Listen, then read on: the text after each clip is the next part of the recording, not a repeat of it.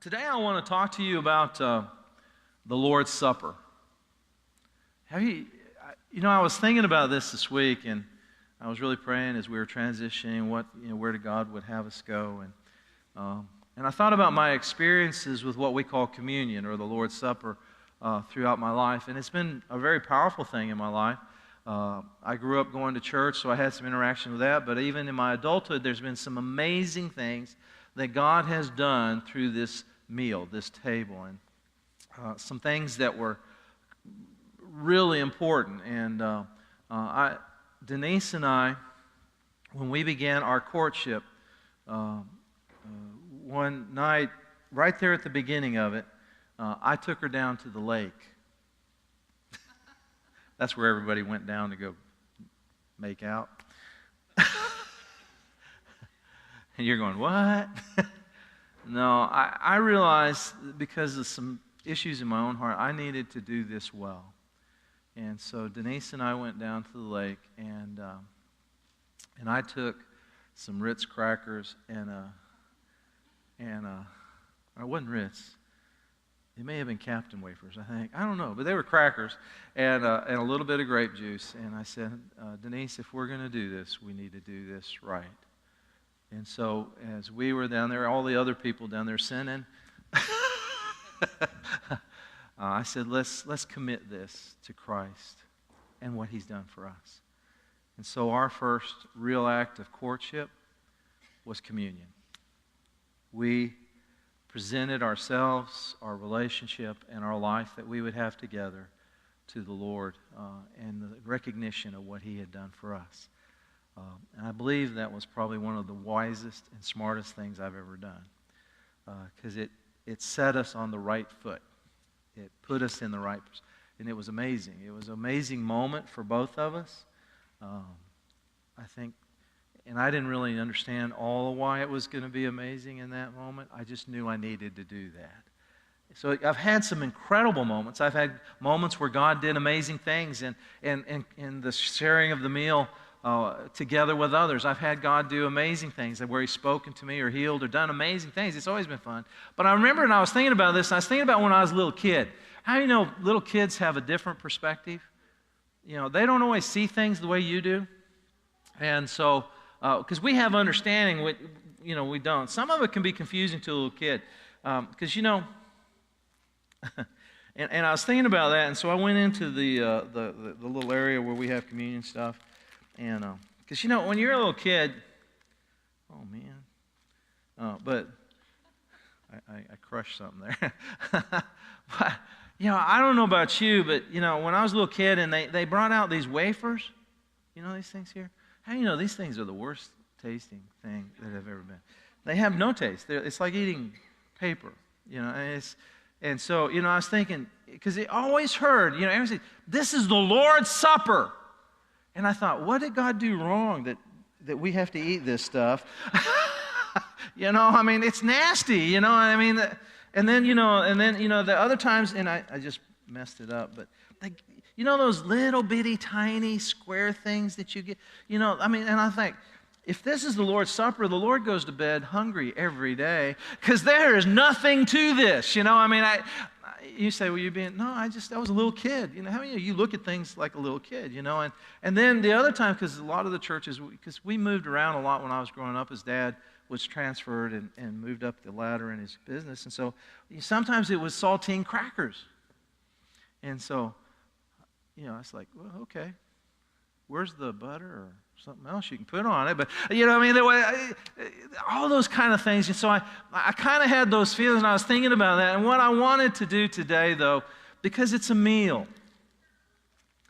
and it took a while for me to understand the beauty and the wonder that's involved in this meal. And it was meant to be attached as a meal.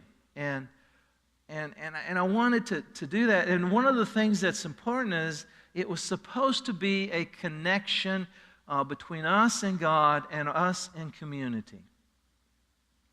The Lord was wanting this to be a vehicle by which those who were His followers would walk together in an acknowledgement of Him in community.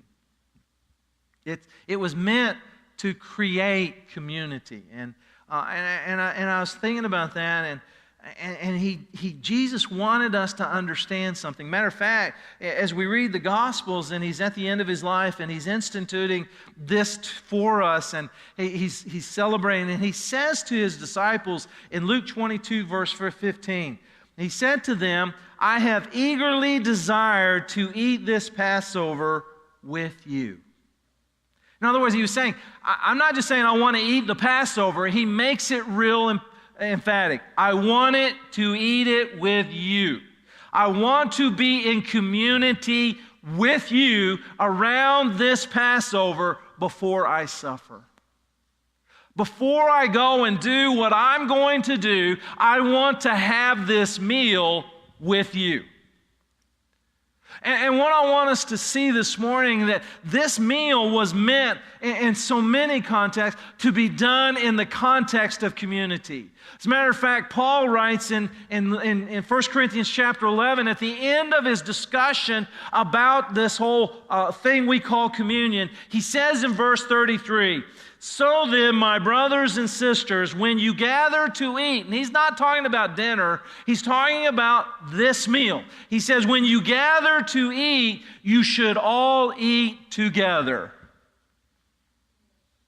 You should all eat together. In other words, he was telling us, hey guys, there's a direct connection between the community that's called the church and the meal you partake in. And I want us to grab a hold of that, because I want us to become a community in its truest sense. And one of the vehicles is this wonderful meal that the Lord's prepared for us, the Lord's Supper. And to see what powerful things God wants to do in that. So how does this work? What is this? Communion creates community. Communion creates community. What we call the Lord's Supper or communion is based on the high holy Hebrew celebration of Passover. What Jesus did was, He knew His crucifixion and resurrection was coming, and He knew all that was ahead of Him, and it was all built and intentionally God had planned for it to happen at this high holy feast that we call Passover.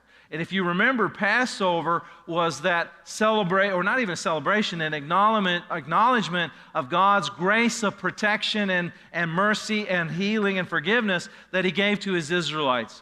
If you recall, the Israelites were in the captivity of slavery, and God was going to set them free. But to do that, He had to create an environment that there would be a release from darkness. And to do that, He had brought these 10 plagues upon the Egyptians. And the last one was that all the firstborn of every living thing was going to die unless the blood of the Lamb was over the lintel and doorpost of the house that the people and the animals were in. And so He had them prepare a Passover lamb, and there would be a feast and a meal, and they would be feasting and sharing a meal while others were suffering and under the weight of judgment throughout the community. And one of the things that was a component of that meal was you weren't supposed to do it by yourself.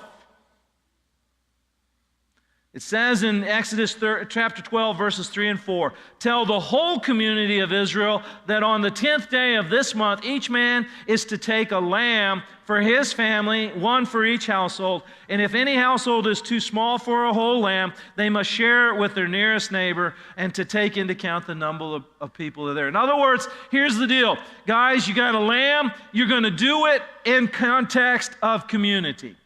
You're going to do it with, if you have a really big family, that's a pretty good community. You can do it there. But if there's somebody that's out there, a couple or an individual out there, you bring them in, because we're going to do it in community.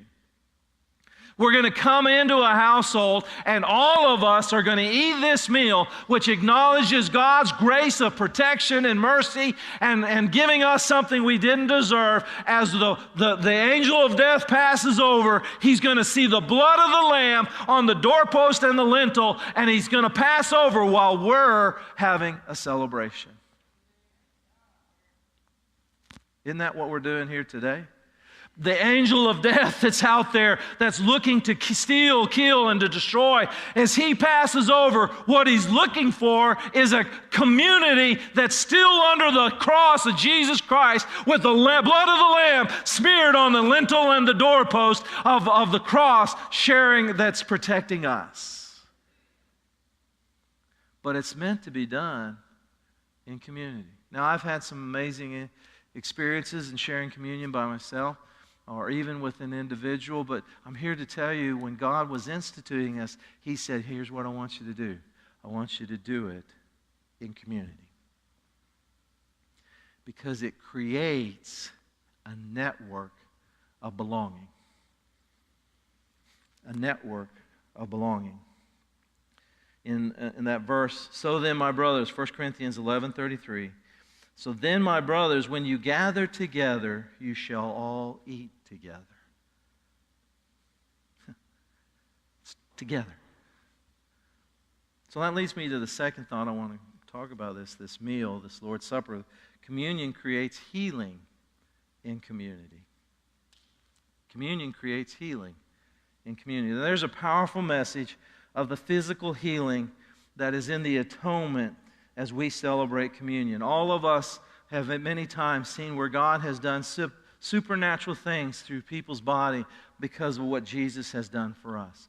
And we look at those elements. When we take that bread and we take that cup and we're celebrating what Jesus has done, our Passover lamb, and he has made healing possible for us in the atonement, that can be powerfully understood, realized, and experienced as we share communion together.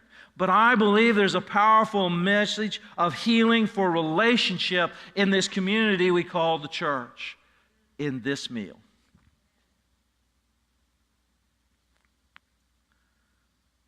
And here,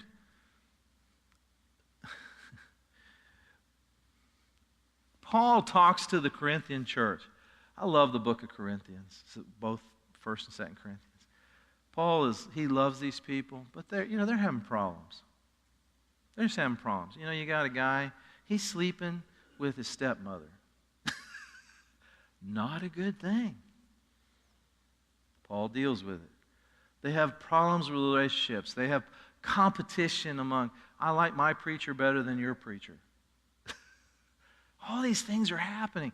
And Paul kind of is walking his way and he's navigating this whole thing. And then he comes down to their context of worship, and we get this whole thing from 1 Corinthians chapter 10 all the way pretty much through the end of the book, where he's talking about what you do in worship. And that's where we get the how to administrate the gifts of the Spirit. That's where we get all these really understandings of how the church is supposed to function in health. But in the middle of that, he stops and he says, guys, when you come together, you're coming together to celebrate the Lord's Supper. And in the early church, what we're about to do, they did every time they came together. It wasn't just something they did on the first Sunday of every month. They gathered together, and every time they gathered together, they took bread and they took the wine and they shared it together because they understood the bond that held them together, the bond that made them something different than what they could have been, was what Jesus Christ had done for them. And so they would constantly do this in remembrance of Him. They would take these elements, the bread and the cup. Aren't you glad Miss Elizabeth's back? Because like I was messing with that other stuff. Whoa, I am so glad we got good stuff. That's where the treat came from. Yes, because communion is a treat. Now like if I was a little kid, I'd be going, can I have more? I love it. We had a guy who was a brand new Christian, and he had communion, and after it was over, he said, can I eat the rest of the bread? And I was like, I think he really understands more than what. We've made it so sacred and ritualistic, we've lost the relationship in it.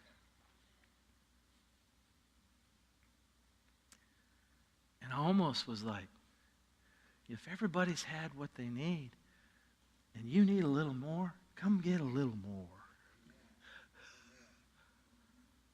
I was always put so much fear in my heart, and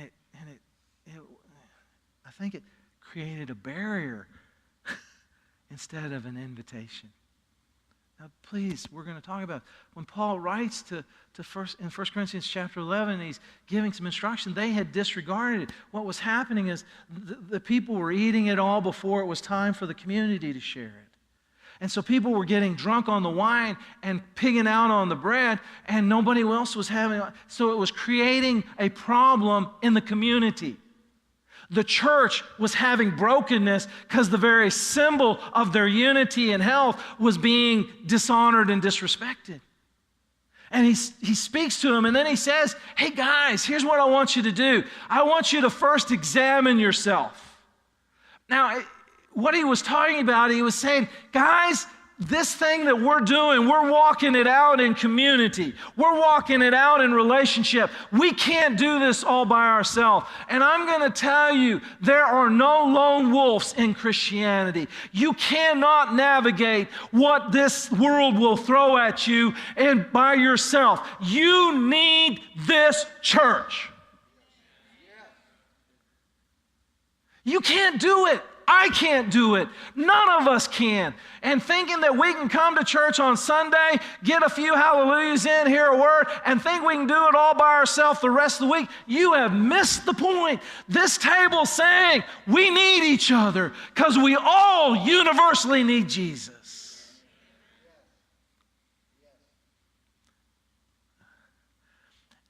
And it's supposed to be an instrument by which we get healed in that relationship. And it's important because he says, say, guys, some of you are sick and some sleep because they hadn't got that. What was he talking about?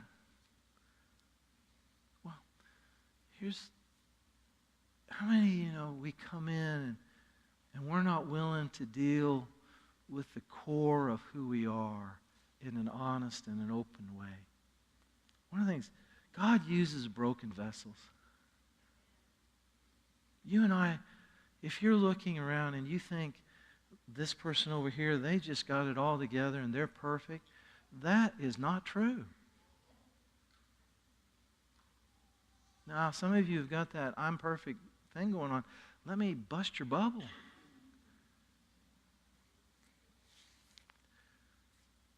God has given us a provision by which we can escape sin, but that is a lifelong process.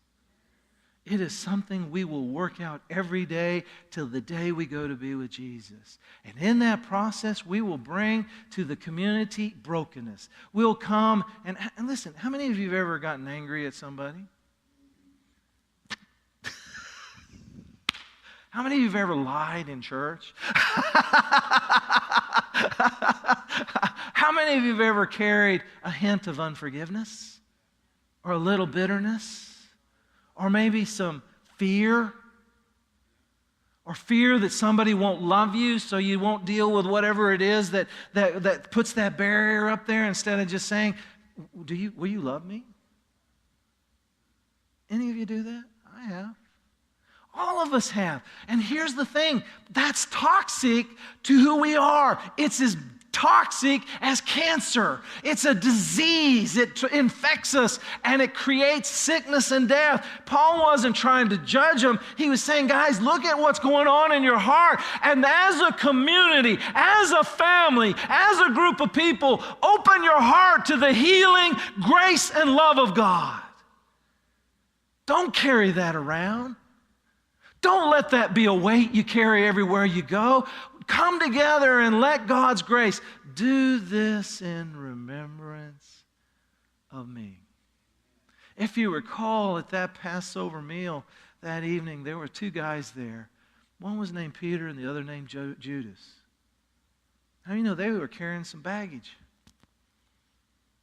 Judas, Jesus says, one of you is going to betray me. Matter of fact, I'm going to give him this meal, and he's still going to betray me. And after the meal, he tells Peter, you're going to deny me. The problem wasn't necessarily that that's what was happening.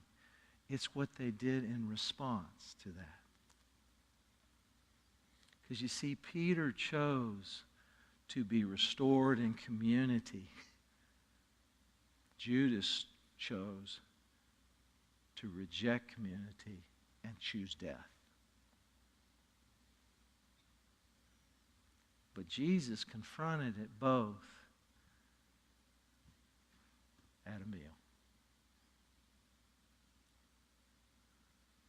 But he's saying, hey guys, that you're struggling isn't the problem. It's what you'll do with the struggle. If you're looking that you have to be perfect to come and be a part of our church, you'll never be a part of our church.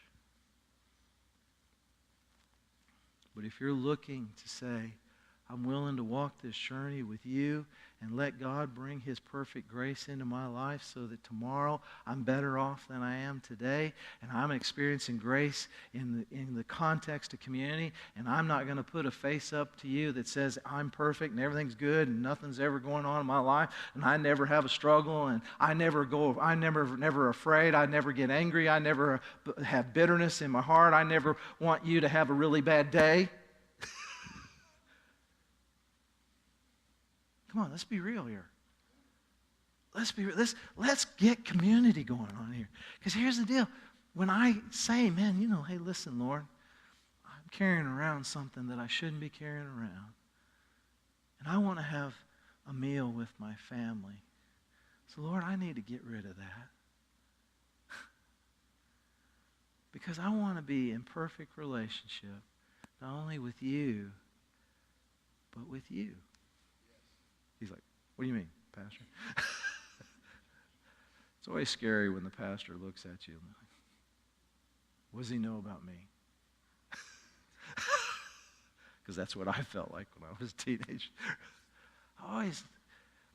My church in Smyrna, Georgia, when I was a teenager, I went to Smyrna Assembly of God. Brother Harris Fennell was the pastor, and he's a great guy, and he loved me. He loved me when I wasn't very lovable. But what I thought he did was I thought he knew exactly what was going on in my life. So at Sunday, because you had to walk out, it was one of those old churches with a single aisle, and everybody went out the back door, and he would stand at the back, and he would, greet everybody and love on them. And I was always looking for a way to find the back way out, so I didn't have to go see him. You know what I'm talking about?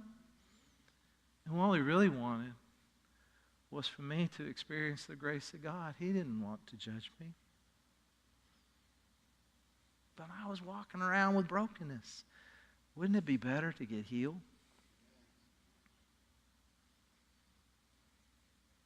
This is a perfect meal for healing.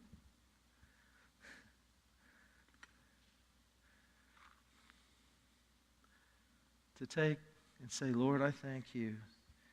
Your body was broken so my brokenness could be healed. Lord, forgive me for holding bitterness or anger or fear. Forgive me for not liking myself and projecting that on other people. Forgive me for not believing what's true. Forgive me. Forgive me for judging somebody else and not knowing the truth of what's going on.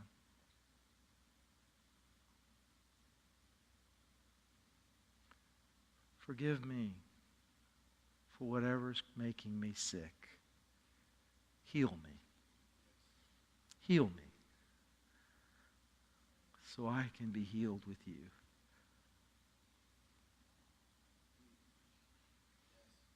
Amen? Here's the deal. whether you like it or not. I need you. I need every one of you because I'm incomplete without you.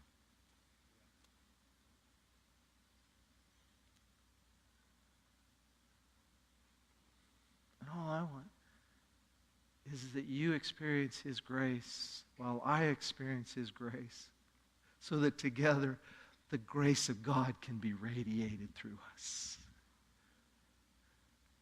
Why is that? Because when healing creates community, community creates more community. This is how they'll know you're my disciples, that you love one another. That you're walking in this grace of God. Here's the deal. The most exciting way to share who Christ is when people can see it working in the community you live in. Here's the deal. When people look around and go, wow, those people really care about each other. They really love each other. You know, when they do something stupid, they forgive each other. Oh my goodness, that never happens.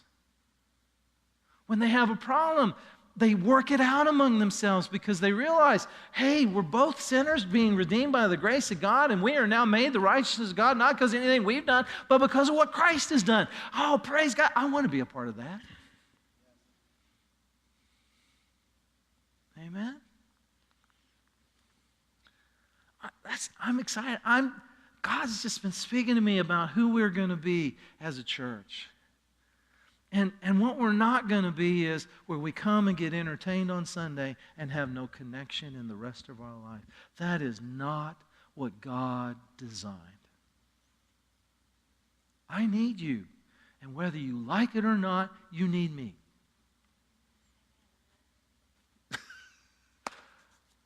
And what a beautiful mechanism to come to a table. And you know, the coolest things happen at tables. Yeah?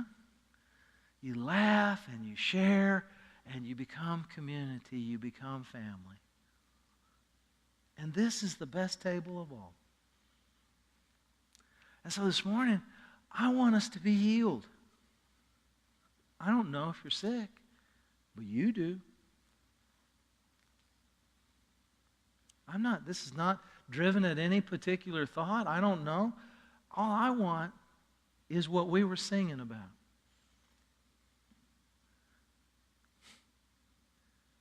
To experience the love of God and to walk in His healing. Jesus said, take, eat. This is my body, which is broken for you. He said, take this cup and drink it. For it's the covenant of love and grace that I'm pouring out for you.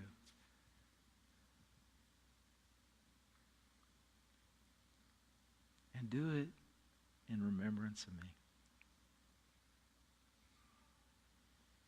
If you need grace, you don't have to, oh my goodness. You know, we made this thing so scary to people. And what Paul was trying to do is make it more open to people. You know, we box in the table. Have you confessed Christ? And have you, yes, we want to protect it. It is a very important thing. But what it is not to keep you from it, but to open the door to it.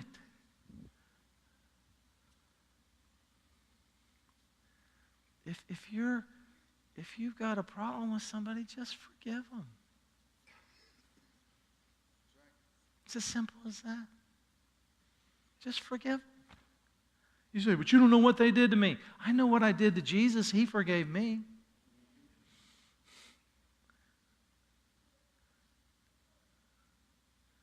You hadn't done anything close, or they hadn't done anything close to you like that to you. Why not forgive them? If you're carrying around anger in your heart, ask God to heal it. Fear. I don't know about you, but sometimes I'm afraid of what people think about me. Have you ever had that problem? You know, I live in a fishbowl. Everybody gets to see me. Sometimes I'm wondering, do they really love me or care about me? here's the deal. If I can just come to that place where I know that Jesus loves me in a way that's so powerful and in reality, I can just walk without having to be afraid of that. And then, you know what will happen? I begin to discover that you guys really probably like me better than I like myself. Some of y'all don't, but that's okay. We'll get over it. I don't know. I'm trying to be my heart transparent with you. I want this. I want this to be healing. I want this to create community. I want us to come and not walk out without being connected to one another.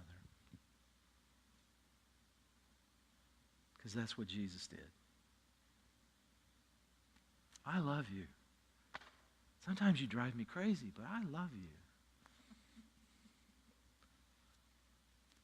Here, I know I drive you crazy too. It's okay. Let's get over it. Sometimes when you run away from me, it breaks my heart. And then my flesh gets involved. And what did I do wrong? And am I not sufficient? Am I not a good enough pastor? And in reality, you're acting out of your hurt, and then my hurt and your hurt gets to... Instead, I just need to be healed. And you need to be healed. And then let's do it together. Can we do that? All of us? You say, well, you don't know what I've done. It doesn't matter. It really doesn't matter. His grace is sufficient for that. Let's get healed and move on. Let's be that church where everybody goes, not because we got the best show in town, but because we have the best heart in town. Can we do that? Where people want, man, I want to be with those folks. They're from every capacity of difference that you could have. They're from all kinds of cultures and socioeconomic stratas and all kinds of backgrounds, and yet they love each other, and they're walking together in community. Sometimes they don't know how to understand each other, but they still love each other. I want to be a part of that. Can we do that? Well, it's time to eat. It's one of my favorite things. It's time to eat. And the meal we get to share this morning is the best one there is. Amen? It's the meal of love and grace. It's the meal that says God loved you enough to pursue you when you were not even acknowledging Him. It's the meal that says there's nothing He hasn't overcome. It's the meal that says He can heal whatever wound, He can heal whatever boundary or brokenness or hurt or pain that's in your life. He can set you free.